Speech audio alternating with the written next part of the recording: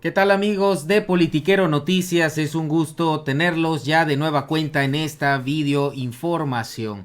Mi nombre es Cristian amigos y hoy les voy a hablar de este debate que tuvo Epigmenio Ibarra y sobre todo de esta catástrofe que estamos viviendo en México debido a la violencia que vive el país gracias a Felipe Calderón y García Luna. Pues en esta ocasión Epigmenio Ibarra habló de todo lo que vino detrás de este gobierno de Calderón y García Luna estando al mando de la supuesta seguridad y al tratar de combatir al crimen organizado con una guerra que no funcionó en absoluto. En el régimen neoliberal, capos y gobernantes corruptos eran solo dos caras de la misma moneda. Ovidio ya está preso, García Luna también. Faltan aquellos que permitieron el crecimiento del narco. Falta el que nos impuso una guerra tan sangrienta como inútil. Esto referente, perfectamente lo sabemos todos, a Felipe Calderón. Pero ¿cómo afectó toda esta guerra contra el crimen organizado, amigos? Porque no solo es la violencia, la matanza, todo lo que se refiere a una guerra. También afectó a la sociedad en muchos sentidos. Para empezar vamos a leer esto. Hay que apostar por la justicia, por el respeto irrestricto de derechos humanos. Hay que apostar por la apertura de oportunidades. Hay que apostar por las acciones de justicia social. Los programas del bienestar no son limosnas, son acciones de justicia social. Para poder combatir al crimen organizado, Epigmenio nos comparte que tiene que haber justicia. Por eso él le llamó justicia social, porque no es únicamente atacar al crimen organizado de frente directamente a través de una guerra, porque ya vimos los resultados catastróficos que hasta el día de hoy estamos viviendo. Por eso la guerra contra el narco es un fracaso anunciado y es un genocidio prácticamente. Y todo esto hizo que colapsara el sistema de valores de la sociedad.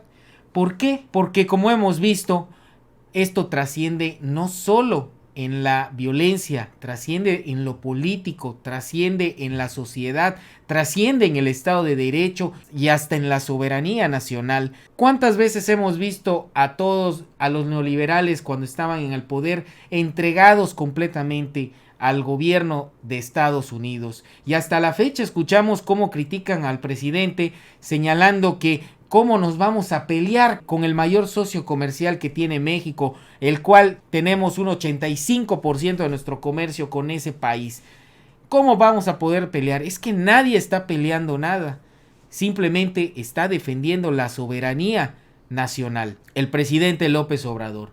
Pero a mí lo que me llama la atención es el sistema de valores de la sociedad que menciona Epigmenio. Hasta en eso afectó toda esta guerra porque generó todavía más corrupción, más violencia, más homicidios y además hoy por hoy los valores se han ido perdiendo con el paso de los años.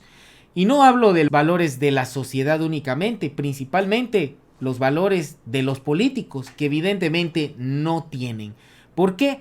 Porque se han dedicado a quebrar al país, a corromperlo, se han dedicado a saquearlo, a destruirlo. Prácticamente se han dedicado a hacer pedazos a nuestro país. Y eso sí, quieren que un presidente que no es como ellos dé resultados inmediatos. ¿Y por qué ellos no lo hicieron en tantos años que estuvieron gobernando? ¿Por qué no hicieron nada por el pueblo que confió en ellos? Por eso bien decía AMLO que el PRI y el PAN son lo mismo. Y aquí lo podemos constatar con este comentario, análisis político que hace Epigmenio en este programa de Ciro Gómez Leiva, que hasta ahorita no ha regresado, pero se los comparto porque me pareció algo que es un verdadero análisis y sobre todo para que todos los mexicanos nos vayamos concientizando para mejorar también las condiciones de nuestro país. El presidente podrá tener todas las mejores intenciones, pero también nosotros tenemos que ayudar mejorando como sociedad. Así que si él ya nos marcó el rumbo o el camino a seguir. Hay que mejorar nosotros también como sociedad y regresar a esos valores que realmente nos une como mexicanos. Escuchen este análisis de Pigmenio Ibarra. Y desde 2008 se hablaba de cerca de 300,000 personas involucradas de alguna manera con el narco. Yo hablo de que esa cifra puede haber crecido y debe haber crecido, necesariamente. Y de que decenas de miles, quizá centenares de miles de personas están de alguna manera sometidas por el narco. El dinero del narco infectó grandes empresas, infectó a la banca. El dinero del narco circula en decenas de miles de familias. La presión, plata o plomo, hace que muchos y muchas mexicanas colaboren de alguna manera con el narco. ¿Por voluntad o en contra? No, presionados. Entonces, de lo que estamos hablando es de un fenómeno que lleva más de 35 años arraigado, que nació en los sótanos de la Federal de Seguridad, que llegó al colmo de instalarse en Los Pinos con Genaro García Luna y que implica una gran masa de gente. Entonces, una acción de guerra para acabar con el narco, independientemente de que sea una gran simulación, implica un genocidio. ¿A cuántos tienes que eliminar para conjurar el peligro del narcotráfico? Entonces, lo que yo planteo es que López Obrador en ese sentido tiene razón, que aquí las cosas se tienen que resolver por otra vía. Un fenómeno así, ya lo vivimos, no puede ser enfrentado con la guerra. El exsecretario de Defensa Galván reconoció hace muchos años que la guerra que declaraban llegaría para quedarse. Felipe Calderón dijo que habría bajas colaterales. Lo que ninguno de los dos explicó es la profundidad del daño que causaría en el país esta guerra. Y lo cierto es que además tenemos un factor, y qué bueno que viene Biden, y que viene Biden en estas fechas, y que viene Biden después de lo de Ciudad Juárez. El lunes. Tenemos un factor clave, la vecindad con el mayor mercado de estupefacientes del mundo. Y la vecindad con un gobierno que declaró hace mucho tiempo, desde Reagan, la guerra contra las drogas, que bien a bien es una operación de simulación y control de los Estados Unidos, que viven, como decía Carlos Fuentes, obsesionados con Moby Dick y siempre buscan a un enemigo externo. La mafia italiana, la mafia rusa, la mafia colombiana, la mafia mexicana, y nunca ven a quien opera dentro de los Estados Unidos, a los dueños de la última milla, así se llama en negocios. Quien opera la última milla es quien tiene en realidad el negocio. Los capos mexicanos, por más millones que hagan, mueven centavos. El dinero fuerte del narco lo mueve un señor Smith, un señor Mackenzie, un señor Johnson, muy respetables norteamericanos, blancos, sajones, católicos, cristianos. No los indocumentados mexicanos. No la mano de obra. No los botudos de Sinaloa. No esa imagen del narco. No. El narco tiene otra raigambre, tiene otra forma. Entonces, en estas condiciones, irse por la solución de la guerra, además de un fracaso anunciado, es un genocidio. Son de la delincuencia organizada. Pero ¿sabes qué? Que esta destrucción del Estado de Derecho. Absolutamente. Yo digo que con el narcotráfico sucedieron dos cosas simultáneas. Y la supeditación del régimen neoliberal al gobierno de los Estados Unidos sucedieron dos cosas. Colapsó la soberanía nacional y colapsó el Estado de Derecho y colapsó el sistema de valores de la sociedad. Entonces, ¿qué sucede? Que muchos de los homicidios dolosos, tienes toda la razón, no todos se inscriben en la lógica del narcotráfico, pero sí se inscriben en la lógica del deterioro moral y ético de la sociedad. Totalmente. Eso sí. Y en esta vertiente amplísima de la impunidad, como bien lo menciona, pues 97% de impunidad, es más fácil matar o es muy fácil matar. 99% era la cifra de impunidad, más la cifra negra, más todas estas datos.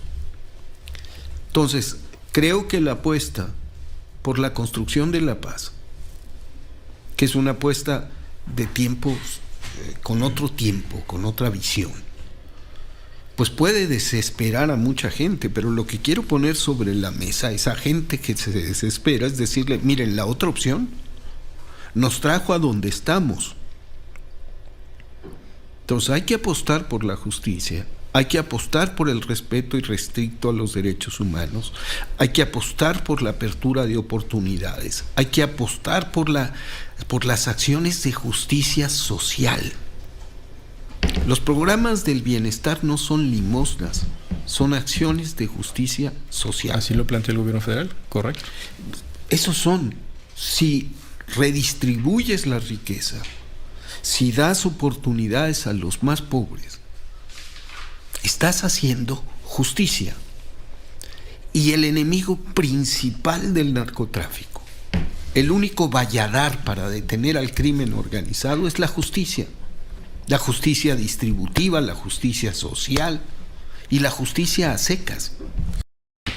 Y luego usted decía, esta falta de respeto a la ley. ¿Qué hacemos entonces cuando la máxima autoridad política del país, un hombre que habla todos los días, nos dice, a mí no me vengan con que la ley es la ley?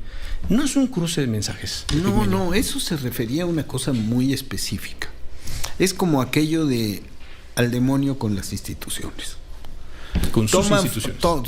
Que decía con sus instituciones. Sí. Y se volvió al demonio con las instituciones. Sí, correcto. La ley es la ley, ya lo agarraron como muletilla. Se refería en una coyuntura muy precisa, a un hecho muy preciso. Okay. Y le decía a los legisladores, no vengan a decirme que la ley es la ley cuando estamos hablando de otra cosa. Estamos hablando de la soberanía energética de la nación. Se refería a eso concretamente. Estamos en el tema de la Entonces, ley de la industria generalmente lo que se hace es que se descompone el discurso de López Obrador y la derecha lo acomoda de acuerdo a sus obsesiones. ¿Quiere verlo como un tirano? Pues no. El Estado no es hoy el principal violador de los derechos humanos. La Fuerza Armada está desplegada en todo el país y no está matando en todo el país. No está matando. Se capturó a 500 cabecillas, pero cambió la lógica. Hoy hay más presos que muertos. Que ese es otro problema, ¿eh?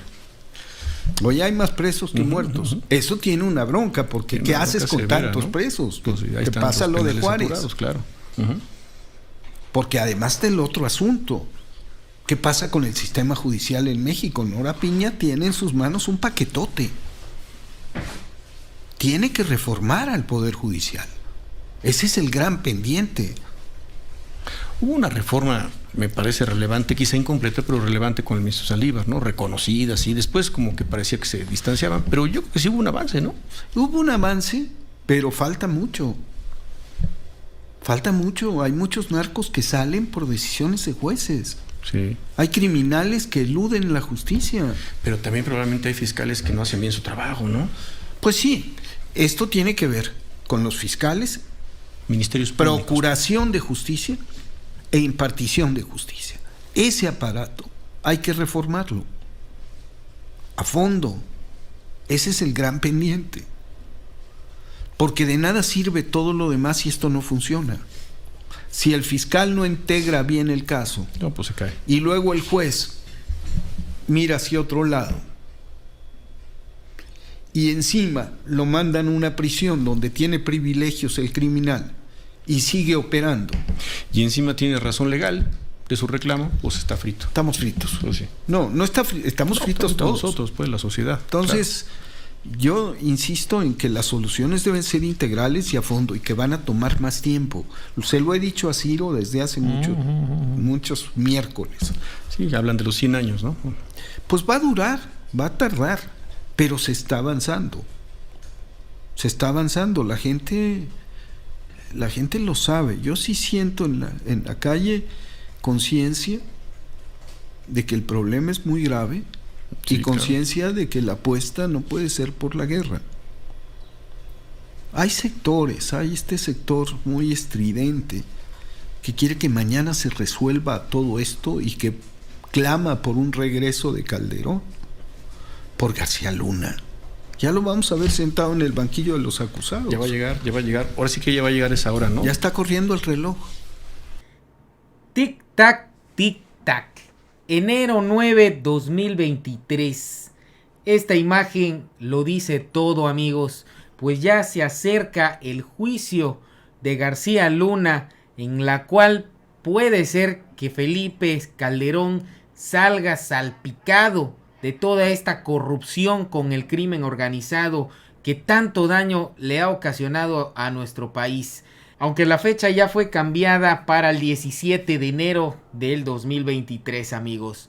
Fiscales de Estados Unidos presentan al juez Brian Cogan y evidencia de que en colusión con el cártel del Sinaloa, Genaro García Luna, amigo, asesor, confidente, mano derecha y secretario de Seguridad Pública de Felipe Calderón, hizo trasiego de drogas a Nueva York.